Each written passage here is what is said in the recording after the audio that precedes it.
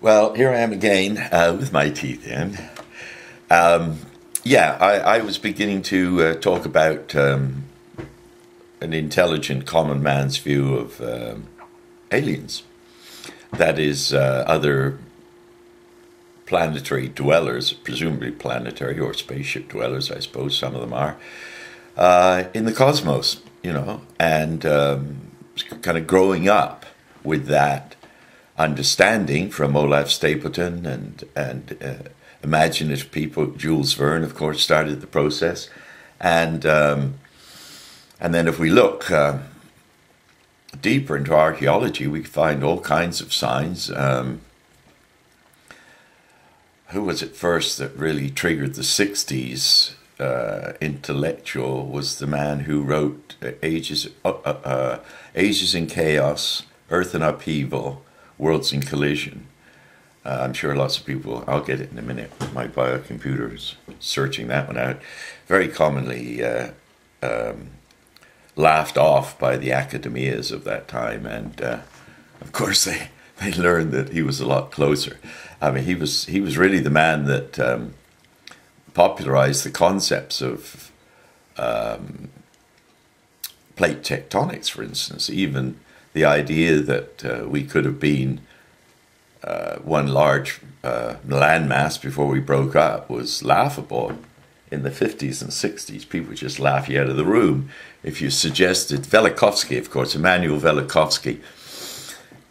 So the way the collective consciousness has developed over the years is largely led by people who think sufficiently deeply enough and are sufficiently equipped with focus to write what they're thinking, what they're receiving, in a manner of speaking. The whole question of where do we receive these insights from? What is the source? Well, of course, from my simple mind, everything is carried on light of one vibration or another, or energy, or conscious energy. I think conscious energy. I think light is, of course, conscious energy, and that's why light from our sun is able to produce virtually from dead planetary material, the Mother Earth, life, and I think when we drop back to that and realize that, like the word enlightenment, for instance, what is enlightenment? Well, I met 4 or 6 people yesterday that, by my measurement, were all fully enlightened people. They were self-realized, they were focused, they knew what they were doing, they loved what they were doing.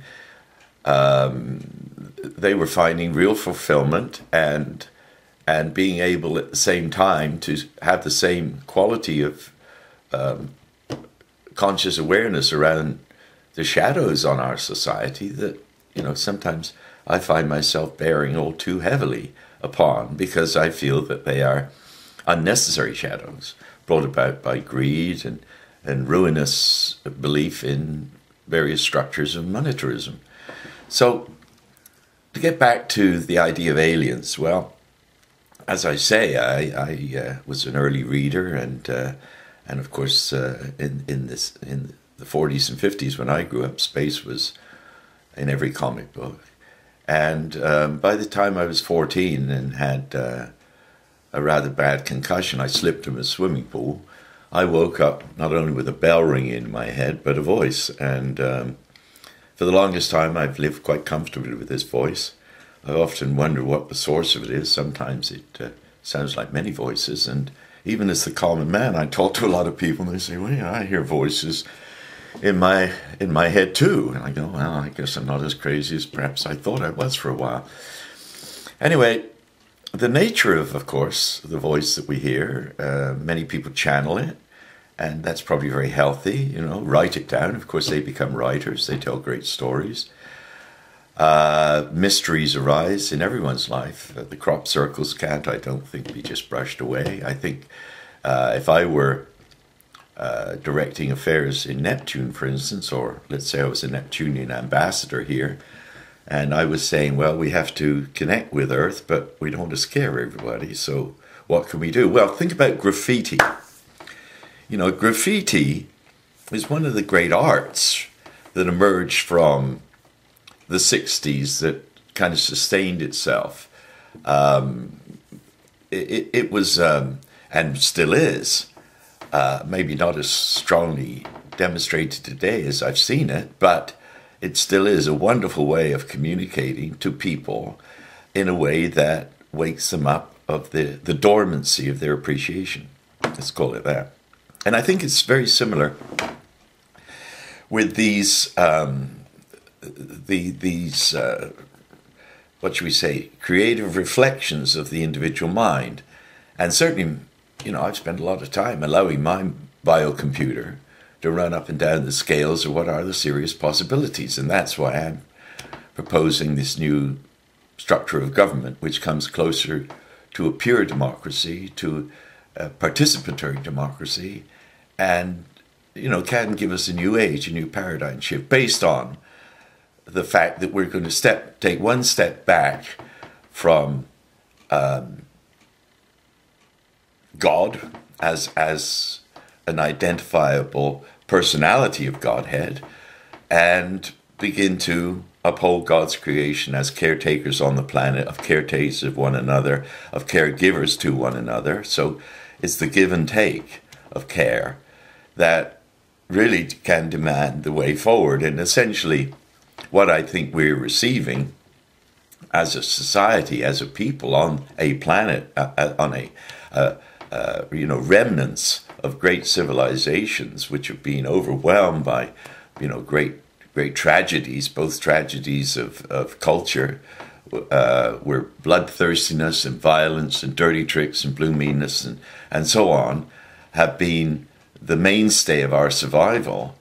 To a time when we're moving out of that age of Kali Yuga, out of that age of outrage to the love and the body of the mother, that is our earth, and moving into a new age of conscious awareness. The people that still hang on to the necessity for reducing the population are just trapped in, very ancient and wrongful thinking.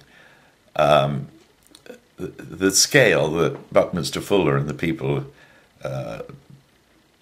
determined for our future is happening. We have reached the plateau of population, and of course, in some countries, the population is dropping off really quite radically. So it's not a matter of territoriality. It's not a matter of wealth. It's not even a matter of global warming or global cooling.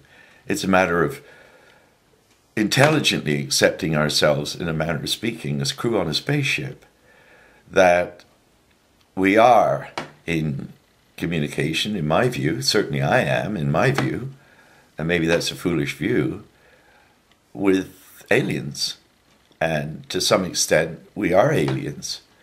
To the extent that, we're born on the mother, but our souls and spirits have traveled probably millennium. My view is that we are peaceful, harmonious, loving, light-loving, caring, joyous people with an abundance that the darkness of our thousands of years, maybe 4,000, 5,000 years maybe, of Kali Yuga are over. Ishkam, that movement that went around the world very quickly, led by A.C. Bhaktivedanta Swami, made a deep impression around the world.